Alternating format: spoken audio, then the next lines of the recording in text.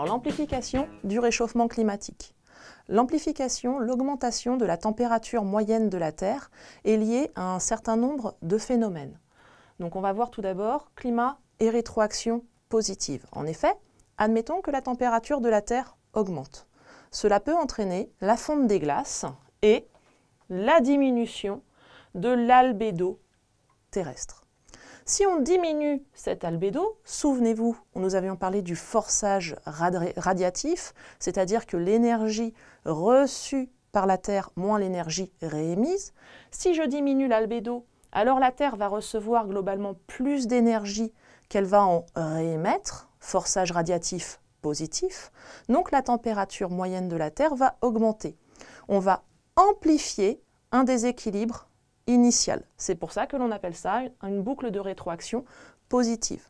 Je te conseille chez toi de tracer, par exemple, cette boucle de rétroaction pour bien se rendre compte qu'un effet initial va être amplifié. Donc, par exemple, augmentation de la température, petit 2, diminution de l'albédo suite à la fonte des glaces, petit 3, augmentation du forçage radiatif, petit 4, augmentation de la température, amplification du déséquilibre initial.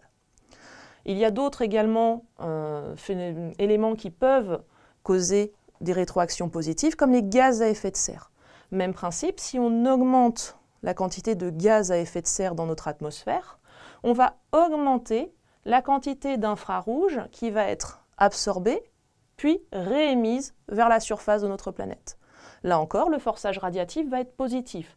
La Terre va recevoir plus d'énergie que ce qu'elle va réémettre. Et la température moyenne de la Terre va augmenter. Amplification, là encore, de ce déséquilibre. Alors, ce qui est très important de comprendre aussi dans les gaz à effet de serre, c'est qu'une grande quantité de ces gaz à effet de serre sont stockés dans ce que l'on appelle le pergélisol ou le permafrost. Il s'agit du sous-sol gelé de l'Arctique, de la Sibérie. Suite à l'augmentation des températures, on a une fonte de ces sous-sols qui étaient gelés en permanence.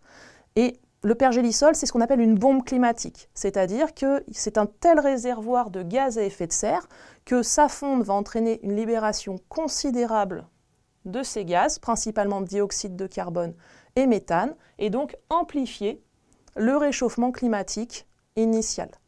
On estime que d'ici 2100, avec la tendance actuelle, 90% du permafrost ou du pergélisol aura complètement disparu. Il existe également des rétroactions négatives ou stabilisatrices du climat et donc du réchauffement climatique. En effet, si on regarde la végétalisation, on remarque que les végétaux absorbent du dioxyde de carbone pour leur photosynthèse, ils rejettent du dioxygène, ils vont pouvoir ainsi fabriquer des sucres, se nourrir et croître. Plus j'ai une végétalisation importante, et plus on va avoir une consommation de dioxyde de carbone atmosphérique. Vous avez ici en rouge la composition à un peu plus de 400 ppm par million, qui est la composition actuelle.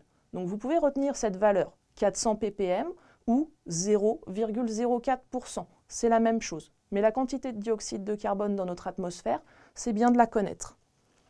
Donc, on remarque qu'il y a toujours un plateau.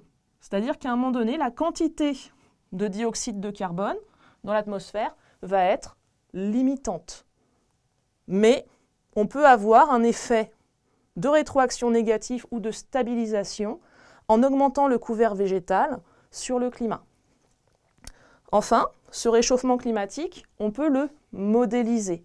C'est-à-dire que l'on va pouvoir utiliser des modèles numériques qui vont nous prévoir le climat du futur. Alors ces modèles numériques climatiques utilisent plusieurs données.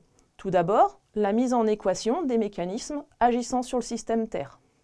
Et enfin, des méthodes numériques de résolution.